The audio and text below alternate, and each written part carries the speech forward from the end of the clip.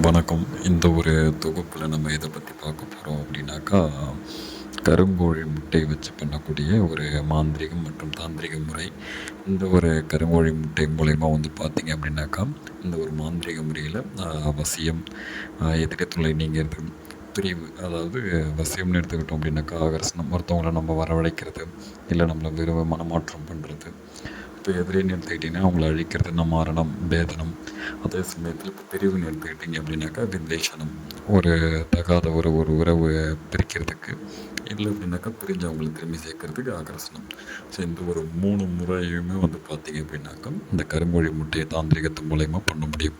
எங்கே போனாலும் பலிதமாக மாட்டுது, எத்தனையோ இடத்துல பார்த்துட்டேன், எல்லாமே தடையாகுது, ஏதாவது ஒரு விஷயத்தினால தள்ளி போயிடுது, நம்மளுக்கு மட்டும் நடக்கவே மாட்டுது அப்படின்னு நினைக்கிறவங்க ஸ்க்ரீனில் தெரியிற நம்பருக்கு கான்டாக்ட் பண்ணுங்கள்.